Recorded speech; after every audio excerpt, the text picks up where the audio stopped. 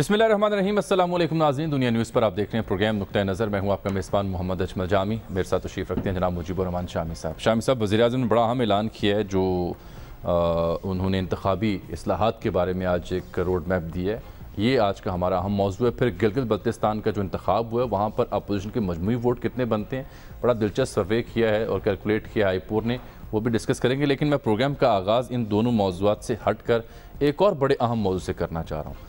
हमारे वज़ीर आला पंजाब जनाब उस्मान बुज़दार साहब की सदारत में आज सूबाई काबीना का इजलास हुआ, जहाँ उन्होंने ये कहा है कि मैं वज़ीर आला बन कर दिखाऊँगा। मुझे कहा जाता है अब मैं बन कर दिखाऊँगा। दो वज़रा की सरजनिश भी उन्होंने कर दी, एक तो मुराद राज साहब की, एक अंसर मजीद नियाज़ी की, एक वज़ीर तालीम है, एक लेबर एंड सोशल वेलफेयर के हैं। और उन्होंने कहा मुझे पता है जो लोग ऊपर जाकर मिलते हैं और गलत मालूमात देते हैं। मुराद राज साहब को तो शिकायत थी ना, उनका सेक्रेटरी बदल गया। उनका आपको पता ही नहीं है कि वो सेक्रेटरी की प्रमोशन हो रही है, उनके कोर्सेज कुछ आ रहे हैं तब्दील। ये बात आप मुझसे अलहदा भी कर सकते थे, यहाँ करने की क्या जरूरत है? बड़ी अच्छी बात है, चीफ मिनिस्टर साहब चीफ मिनिस्टर बन के दिखा दें। असल में मामला ये है कि पंजाब में कई ऐसे वज़रा गुजरे हैं जो वज़रा बन के दिखाते रहे, तो फिर बाद में कोई अच्छे अल्फाज में उनको याद नहीं किया गया।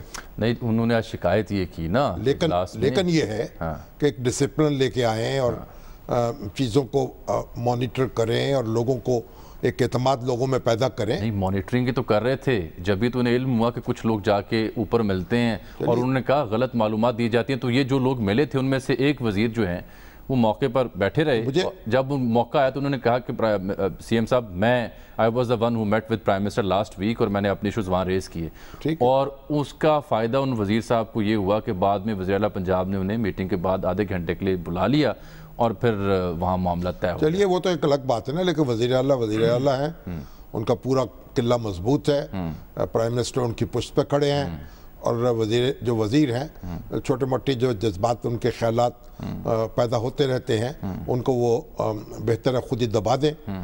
दिल की मुमलकत में है शोरश अक्ल ना मुराद, जो कहीं उठा ये फसाद मैंने वहीं दबा दिया। मगर ये जो हमारे वज़ीर आला हैं, देखिए मैं अब देख रहा हूँ कि पैदर पे ऐसे मुकदमे कायम हो रहे हैं मुस्लिम लीग नून के लोगों पर जिनकी कोई बुनियाद नहीं है। अभी ये गफ्फार डोगर साहब, अब्दुल गफ्फार डोगर साहब कोर्ट से खारिज जो साबिक MNA रहे वहाँ और बड़े एक मोहतरम शख्स हैं, बड़े एक फलाही काम उन्होंने किए हैं, बड़े पॉपुलर शख्सियत हैं और शाह महमूद कुरैशी साहब के हरीफ हैं। उनके बेटे के ख़िलाफ़ कभी इलेक्शन लड़ते हैं, कभी उनको शिकस्त देते हैं, कभी उनसे, तो मतलब एक, लेकिन उनको एक ऐसे 23 साल पुराने मामले में उलझा दिया गया कि आपने एक प्लॉट खरीदा था और उस पर जिसने प्लॉट नाल एक मरले का जिसने प्लॉट बेचा उसने किसी दूसरे को रजिस्ट्री करा दी, वो मुकदमा अदालत में चल रहा है।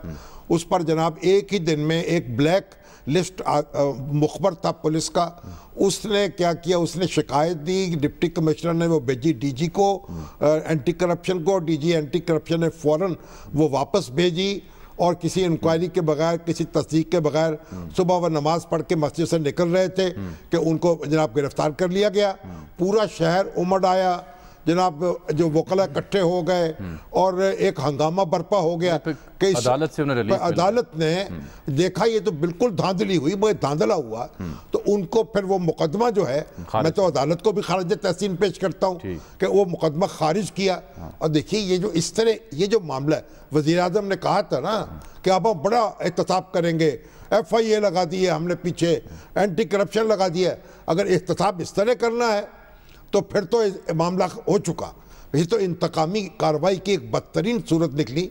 और जिस तरह चौधरी परवेज़ ज़हूरुल्लाह शहीद के ऊपर मुकदमा कायम हुआ, अब तक तारीख में उसकी मिसाल दी जाती है कि वो जनाब भैंस चोरी का मुकदमा उन पर किया गया, उसी तरह का मुकदमा इन पे किया गया।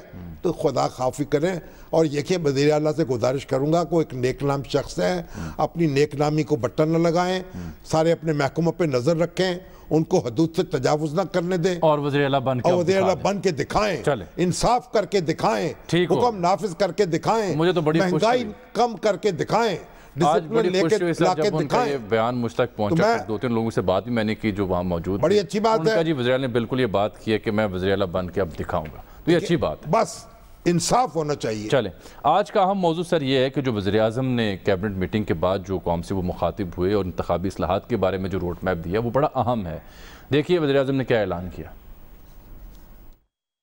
وعدہ کرتا ہوں کہ جو ہم نے فیصلہ کیا تھا کہ گلگت بلتستان کے لوگوں کو پروونشل سٹیٹس جو دینا تھا، ہمارا وعدہ وہ پورا کریں گے آپ سے. جس تعداد میں لوگ نکلے اور جس موسم میں ٹھنڈ میں لوگ نکلے اور دور دور سے، آپ کا پھر سے شکریہ ادا کرتا ہوں اور آپ کو خراج تحسین بھی پیش کرتا ہوں. میں بھی چاہتا ہوں کہ پاکستان میں وہ اب ایک ایسا تاثر ہو کہ اگلا الیکشن جو ہو، اور ابھی آزاد کشمیر کا بھی الیکشن آ رہا ہے، یہ سینٹ کا الیکشن آ رہا ہے، یہ اب ایسا ہو کہ جو بھی ہارے وہ ہار تسلیم کرے. ہم پاکستان میں اب الیکٹرانک ووٹنگ لانے لگے. الیکشن کمیشن سے بات ہو رہی ہے اور نادرا کا ڈیٹا لے کے انشاءاللہ یہ ایک سسٹم لے کے آئیں گے کہ جو ابھی تک پاکستان میں سب سے بہترین الیکشن کروانے کا سسٹم آئے گا. اوورسیز پاکستانیز کے لیے بھی ایک سسٹم لے کے آ رہے ہیں تاکہ وہ بھی اپنی ووٹ ڈال سکیں. سینٹ کا الیکشن ہوتا ہے، اس میں ہم اب کانسٹیٹیوشنل امینڈمنٹ رکھنے لگے ہیں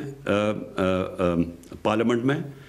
اس کے اندر ہم یہ چاہتے ہیں کہ شو آف ہینڈز ہو. پتہ چل جائے گا جب یہ آئے گی سب کے سامنے پارلیمنٹ میں کہ کیا اس کے لیے ساری جماعتیں مانتی ہیں، کیونکہ سب کہتے ہیں کہ سینٹ کے الیکشن میں پیسہ چلتا ہے. کبھی کسی سٹنگ گورنمنٹ نے اس طرح کی امینڈمنٹ نہیں لے کے آئے، ہم لے کے آ رہے ہیں. یہ بڑی اہم اعلان انہوں نے کیا. 3 نکتے ہیں سر: ای ووٹنگ، سینٹ اور اوورسیز. پہلی ایک بات تو یہ ہے کہ جو سینٹ ہے نا، جو صوبائی اسمبلی میں ہے جو ووٹ پڑتے ہیں نا، اس کی بنیاد پر سینٹ کا الیکشن ہوتا ہے، سینٹ میں لوگ منتخب ہوتے ہیں. تو سینٹ جو ہے صوبوں کی نمائندہ ہے. تو اب اس کے لیے طریقہ یہ ہے کہ جس طرح خواتین کی نشستیں پر کی جاتی ہیں مخصوص کوٹے پہ، اسی طریقے سے کہ لسٹ سسٹم کر دیا جائے، جو پارٹی کہ صوبائی الیکشن میں جتنے ووٹ لے اس کے مطابق اس کا سیٹیں ایلوکیٹ ہو جائے. یہ بھی ایک طریقہ ہے. بہرحال جو بھی طریقہ کرے. اور ای ووٹنگ جو ہے، ای ووٹنگ بڑی امپورٹنٹ بات ہے. اصل میں اس میں ساری یہ ٹیکنیکلٹیز ہیں. سٹیک ہولڈرز کے ساتھ بیٹھیں، اپوزیشن کے ساتھ بیٹھیں، جو لوگ جو ادارے ان پہ کام کر رہے ہیں، جو این جی اوز کام کر رہے ہیں، ان کے ساتھ بیٹھیں اور ایک مشاورت کے ساتھ سسٹم ایسا لے کے آئیں کہ لوگوں کو قبول ہو. اوورسیز پاکستانیز کو بھی ووٹ دینے کا حق ملے، لیکن وہ بھی ایسا ہے کہ وہ ایک تماشا نہ بن جائے. تو یہ سارے کام بڑی نیک نیتی کی بات ہے، لیکن اس کو احسن طریقے سے کریں. اب دیکھیں نا، یہ اور یہ اچھی بات ہے کہ انہوں نے ریفارمز کی بات کی. ہاں، یہ کریڈٹ ان کو جائے گا، لیکن یہاں انہوں نے یہ کریڈٹ لیتے ہوئے یہ اناؤنسمنٹ کر دی، ڈیسیژن سنا دیا. وہاں اب اپوزیشن پہ اوپر بار آ جائے گا نا کہ وہ کس حد تک نہیں. اب یہ گلگت بلتستان میں صوبہ بننا ہے، عبوری بنے گا اقوام متحدہ کی قراردادوں کی وجہ سے. تو صوبہ میں عقل ساری اپوزیشن کو اس کی سپورٹ کرنی چاہیے، کیونکہ گلگت بلتستان کے لوگ چاہتے ہیں کہ ان کو، وہ تو سمجھتے ہیں ہم دوسرے درجے کا شہری ہیں، تو ایک ان کو فرسٹ کلاس سٹیٹس ملنا چاہیے تاکہ وہ ایک کانسٹیٹیوشنل سٹیٹس ہو، آٹونومی ہو، معاشی خود مختاری ہو. یہ الیکشن ریفارم پہ اپوزیشن جو ہے اس کا کیا ہو سکتا ہے رد عمل؟ دیکھیے تو اب بات کریں گے تو بات ہوگی. پی ڈی ایم کا اجلاس بھی اب ہو رہا ہے نا. اچھا جی، احمد بلال محبوب صاحب نے میں جوائن کیا اور جو انتخابی عمل ہے، انتخابی اصلاحات جیسے موضوعات، انہوں نے کافی کام کیا ہے، اس پر ان کی نظر بھی ہے اور ان کی ایکسپرٹیز بھی ہے. سر، آپ کو پروگرام میں خوش آمدید کہتے ہیں. شامی صاحب آپ سے مخاطب ہوں گے. بلال صاحب، آپ نے تو بہت کام کیا الیکٹورل ریفارمز پہ، اور کئی ریکمنڈیشنز مانی بھی گئیں، قانون بھی بن گیا. اب وزیر اعظم نے جو آج تجاویز پیش کی ہیں، تو کیا کہتے ہیں آپ اس کے بارے میں، خاص طور پر ای ووٹنگ کے حوالے سے؟ دیکھیے، الیکٹرانک ووٹنگ مشین کے بارے میں تو یہ 2017 کے الیکشنز ایکٹ کے اندر یہ لکھا گیا تھا کہ اس کے اوپر کچھ الیکشن کمیشن پائلٹ پروجیکٹ کرے گا، رپورٹ پیش کرے گا پھر پارلیمنٹ کو. وہ پارلیمنٹ کے اندر رپورٹ پڑی ہوئی ہے 2 سال سے، انہوں نے وہ کام کر کے دے دیا. اب پارلیمنٹ کو قانون سازی کرنی ہے اس کے اوپر. با میٹرک ووٹنگ مشین کے اوپر بھی یہی کیفیت ہے، اور اوورسیز پاکستانیز کے معاملے میں بھی یہی کیفیت ہے. ان تینوں چیزوں کی رپورٹ الیکشن کمیشن اب پارلیمنٹ کے سامنے پیش کر چکا ہے. وہاں قانون سازی کی ضرورت ہے. یہ کوئی نیا موضوع تو ہے نہیں. اچھا احمد صاحب، ذرا ناظرین کی آسانی کے لیے واضح کر دیں کہ یہ جو الیکٹرانک ووٹنگ سسٹم کی جب ہم اصطلاح یوز کرتے ہیں اور ساتھ بایو میٹرک ووٹنگ کا لفظ یوز کرتے ہیں، دونوں میں کیا فرق ہے؟ دیکھیے، الیکٹرانک ووٹنگ مشین تو یہ ہے کہ آپ وہاں پہ بغیر کوئی پیپر بیلٹ کے آپ وہاں جائیں گے، ایک مشین ہوگی، بٹن دبائیں گے، امیدوار کے نام اور ان کا سمبل وہاں پہ ہوگا اور وہ ووٹ کاسٹ ہو جائے گا. یہ تو الیکٹرانک ووٹنگ مشین ہے. بایومیٹرک مشین یہ ہے کہ آپ اپنے انگوٹھے کے نشان سے پہلے آئیڈینٹیفائی ہوں گے کہ آپ وہی ووٹر ہیں جس کا نام فہرست میں درج ہے, اور وہ نادرا کے اندر جو آپ کے انگوٹھے کو نشان کی ایک ڈیٹا بیس موجود ہے اس کے ساتھ ٹیلی ہوگا اور پھر اس کو ڈالا جائے گا. ان دونوں میں کچھ قباحتیں بھی تھیں جو کہ میرے خیال الیکشن کمیشن نے اپنی رپورٹ میں لکھی ہیں, وہ اسے دور کریں گے, اور اگر اسمبلی میں ڈسکشن ہوگی تو پھر شاید اس کا حل بھی ڈھونڈ لیا جائے گا. ان دونوں سسٹمز کی کوئی بہتر عملی تصویر کسی ملک میں ہمیں رائج دکھائی دیتی ہے جہاں کامیابی سے یہ سسٹم ڈیلیور کر رہے ہوں؟ کیونکہ آج پروگرام سے پہلے بھی شامی صاحب سے میری بات ہو رہی تھی اس موضوع پہ, اور شامی صاحب کا یہ مانا تھا کہ انڈیا میں کچھ اچھے نتائج نہیں آئے. شامی صاحب دیکھیے, یہ جو بایو میٹرک ہے یہ تو مجھے معلوم نہیں کہ کہاں دنیا میں چل رہا ہے, یہ تو ذرا پیچیدہ کام ہے. لیکن الیکٹرانک ووٹنگ مشین شامی صاحب نے صحیح کہا کہ وہ انڈیا میں چل رہا ہے, لیکن اس کے اوپر پھر بڑے سوالات پیدا ہو رہے ہیں. دیکھیے, پہلے وہ کہتے تھے اس سے پیپر بچے گا, اب وہاں پہ لوگوں نے اس پہ شک کا اظہار کیا ہے, تو اب اس الیکٹرانک ووٹنگ مشین میں ایک پیپر ٹریل کے لیے پیپر بھی نکلتا ہے. یعنی اب وہ جس کام کو روکنے کے لیے کیا گیا تھا وہ بھی کرنا پڑے گا, اور الیکٹرانک واشنگ مشین بھی ہوگی. اس کے باوجود لوگوں کے شکوک ہے وہاں پہ, اور باقاعدہ اس کے اوپر ایک خیال کیا جاتا ہے کہ بعض اوقات کوئی اس کے سافٹ ویئر میں کوئی تبدیلی کر کے کوئی اس کے اندر گڑبڑ کر سکتا ہے. تو ہمارے یہاں جہاں پہلے شکوک و شبہات بہت زیادہ ہیں, مجھے نہیں لگتا کہ اس سے وہ مقصد حاصل ہو سکے گا کہ اس سے بہتر الیکشن کے اوپر لوگوں کا یقین پیدا ہوگا. میرے خیال میں مزید شکوک بڑھیں گے, اور اس پہ خطیر رقم خرچ ہوگی. 3 سال پہلے اس کی 45 بلین روپیز کا ایسٹیمیٹ تھا صرف الیکٹرانک ووٹنگ مشین کے اوپر, جو اب بڑھ گیا ہوگا. تو اتنی رقم خرچ کر کے بھی اگر آپ نے وہ مقصد حاصل نہ کیا تو میرے خیال میں یہ تو کوئی فائدے کی بات نہیں ہوگی. اب آپ دیکھیے, اصل میں سارے سٹیک ہولڈرز جو ہیں ان کو مل کے بیٹھنا چاہیے. یہاں تو شکوک و شبہات بہت ہیں. انڈیا میں تو ہمارے مقابلے میں بہت بہتر ہے. ابھی تو شکوک و شبہات امریکہ تک پہنچ گئے ہیں, وہ کہتے ہیں وہاں دھاندلی ہو گئی, تو پاکستان کی وبا تو وہاں پہنچ گئی. وائٹ ہاؤس چھوڑنے کو تیار نہیں. اس لیے بہرحال اب سٹیک ہولڈرز بیٹھیں اور فیصلے کریں. دو نکتے اور بھی اوورسیز کے لیے بلال صاحب کیا نظام ہوگا ان کو ایڈ آن کرنے کے لیے, کیونکہ پرائم منسٹر نے اعلان تو کیا, نہیں اوورسیز کا نظام تو کافی پیچیدہ ہوگا میرا خیال. کیوں جی اوورسیز کا نظام جو ہے وہ تقریباً پچھلے الیکشن سے پہلے ذرا پہلے ایک سافٹ ویئر بن گیا تھا. اس سافٹ ویئر کی ٹیسٹنگ کی گئی تھی 35 کانسٹیچوئنسیز میں اکتوبر 2018 میں, آپ کو یاد ہوگا. اور اس کی بنیاد پہ انہوں نے ایک رپورٹ اب جمع کی ہے پارلیمنٹ کے اندر. اس کے اندر دیکھیے سب سے بڑا مسئلہ جو ہے وہ یہ ہے کہ کیا یہ ووٹر جو وہاں سے انٹرنیٹ ووٹنگ ہوگی ہے, انٹرنیٹ ووٹنگ یعنی وہاں بیٹھے وہ انٹرنیٹ کے ذریعے جو ووٹ کاسٹ کرے گا, تو کیا جو بندہ بٹن دبا رہا ہے یا جو کچھ کر رہا ہے یہ وہی شخص ہے جس کا ووٹ درج ہے؟ تو اس کے بارے میں کئی سوالات ہیں. تو یہ بھی ایک اسٹریٹ میتھڈ نہیں ہے. دنیا کے اندر اس UNDP نے کی ایک کمیٹی بنائی گئی تھی الیکشن کمیشن نے, انہوں نے بھی جو ریکمنڈیشن دی تھی انہوں نے بھی بڑے سوال اٹھائے تھے کہ پاکستان جیسے بڑے ملک کے اندر یہ جو سسٹم ہے اس کے اندر بہت سے سوالات ہوں گے. وہ بھی معاملہ مشکوک ہے, مجھے نہیں لگتا کہ وہ اتنا آسانی کے ساتھ اس کے اوپر عمل ہو. چلیں یہ دو نکتے تو آپ نے اور شامی صاحب نے یہ قرار دے دیا کہ ان میں پیچیدگی ہے, لیکن یہ فرمائیں کہ جو تیسرا نکتہ ہے وہ تو بڑا سادہ سا ہے شو آف ہینڈز کا, کہ آپ آئینی ترمیم لے آئیں تاکہ کھڑے ہو کے ہاتھ کھڑے کر کے پتہ چل جائے یہ ہمارے بندے ہیں, کوئی بندے ادھر ادھر نہ ہو, ہیر پھور نہ ہو سینٹ کے انتخاب کے لیے. اس میں دیکھیے بنیادی طور پہ جو نکتہ ہے وہ یہ ہے کہ آپ اپنے جو لیجسلیٹرز ہیں یا جو آپ کے اراکین صوبائی اسمبلی ہیں اور قومی اسمبلی ہیں, ان کو آپ ایک روبوٹ بنانا چاہتے ہیں یا آپ ان کو حق دینا چاہتے ہیں؟ ہمارے کانسٹیٹیوشن میں تو حق دیا ہوا ہے کہ آپ وہ چاہیں تو ووٹ دیں خفیہ رائے دہی کے ذریعے. اب اس میں کہا جاتا ہے کہ جی کرپشن ہوتی ہے بڑی, میں نہیں سمجھتا کہ بڑے پیمانے پہ کرپشن ہوتی ہے, ایک آدھ کیس کو ہوتا ہے, وہ وقت کے ساتھ چیزیں امپروو کر جائیں گی. لیکن اگر آپ نے فرض کریں یہ کرنا ہی ہے کہ آپ اپنے لیجسلیٹرز کو پابند کریں تو بلاول وہ لسٹ پارٹی کے امیدوار کے حق میں ووٹ دیں, تو پھر جو شامی صاحب نے تجویز دی ہے نا وہ بہترین ہے, بجائے اس کے کہ شو آف ہینڈز کرنے کا کھکھیڑ پالے.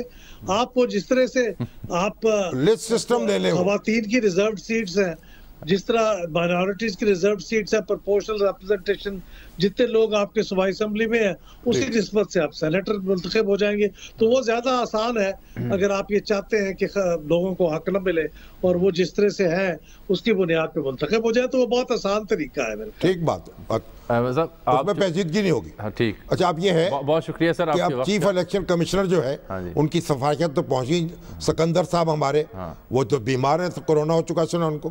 ہم ان کے سسر جو ہیں ہمارے سعید مہدی صاحب بڑے ماشاءاللہ باعزت بیوروکریٹ پرنسپل سیکرٹری رہے, جناب باعزت بری ہوئے پر ہائی جیکنگ کے مقدمے میں وہ بھی کورونا کا شکار ہو چکے, ان کے پورے گھر میں کورونا ہے. ڈاکٹر سعید علی صاحب کورونا کا شکار ہو چکے. میں نے عرض کیا مراد علی شاہ صاحب اور ہمارے جو پیارے بھائی تھے ارشد وحید چودھری, بڑے کتنے ہونہار اخبار نویس تھے اسلام آباد کے, وہ کورونا کا شکار ہو گئے. تو بہرحال یہ دن خبر آ رہی ہے کوئی نہ کوئی عام شخصیت جو ہے جاننے والی ہے, لوگ دیکھیں سمجھیں.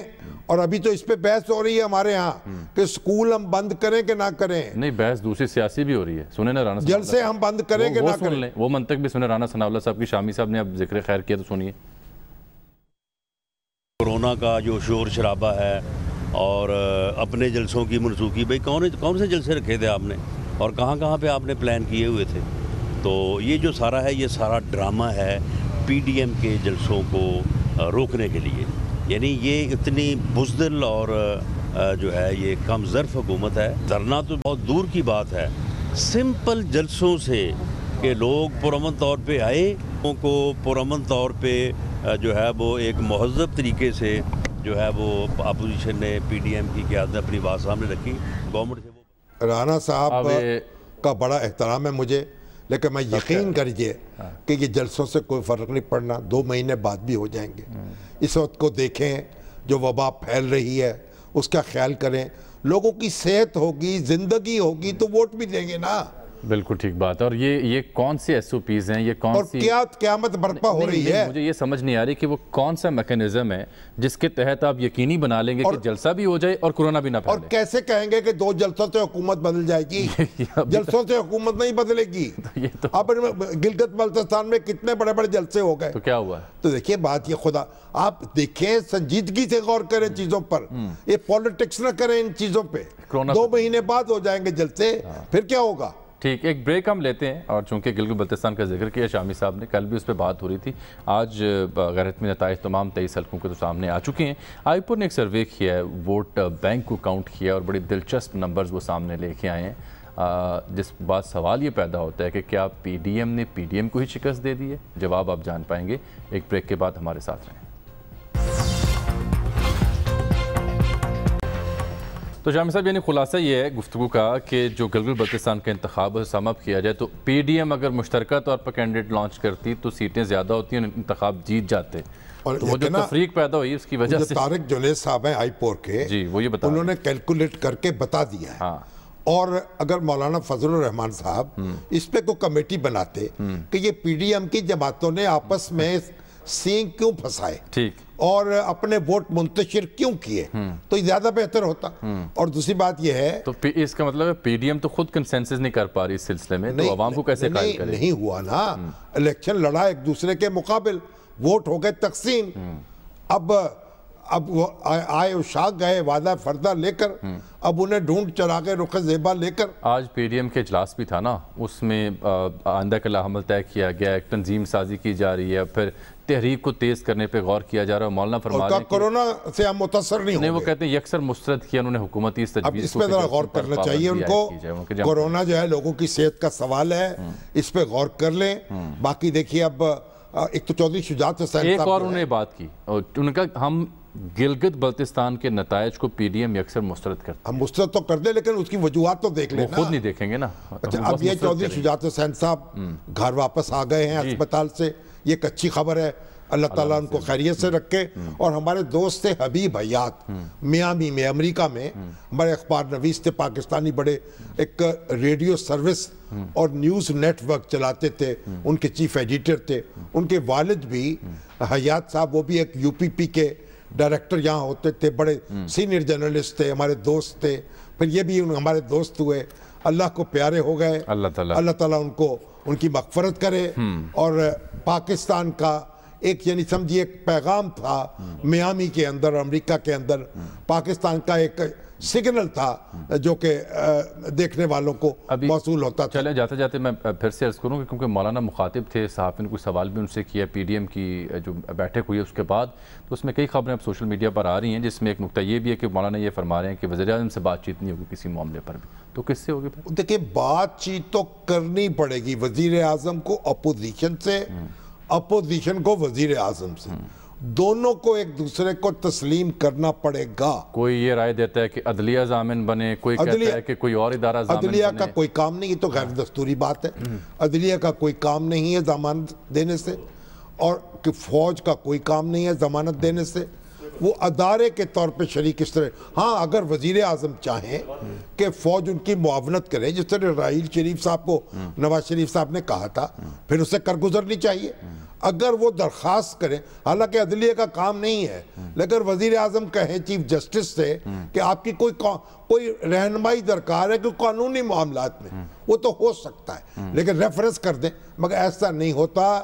عدلیہ کو عدلیہ کا کام کرنا چاہیے, حکومت کو حکومت کا کرنا چاہیے. ہمارے سیاستدانوں کو ضامن کی کیوں ہر وقت تلاش ہوتی ہے؟ یہ پھر کیا کریں؟ ایسا کوئی قومی ڈائیلاگ ہو, کوئی انتخابی عمل ہو, یا کوئی بھی اہم معاملہ ہو, وہ ضامن چاہیے. تو بعض اوقات ضمانت منظور نہیں ہوتی نا, پھر وہ گرفتار جانا ہونا پڑتا ہے ان کو. تو اپوزیشن اور حکومت صحیح ہے, دونوں جو ہیں, دیکھیے ان کی اپنا ایک وجود ہے سوسائٹی میں, ایک دوسرے کی نفی کر کے زندہ نہیں رہ سکتے. یہ بنیادی بات ہے.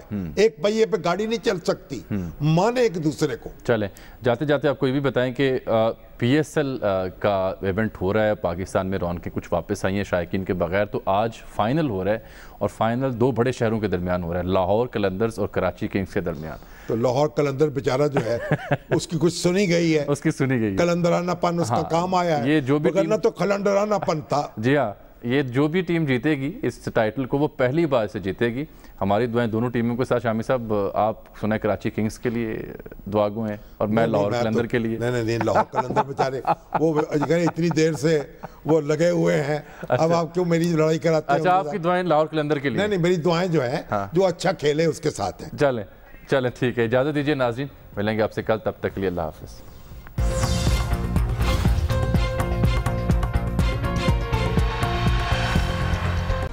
Hi, it's Sayyeda Shanaz here. Thank you for watching Dunya News. For more videos and updates, don't forget to click the subscribe button. Keep watching Dunya News.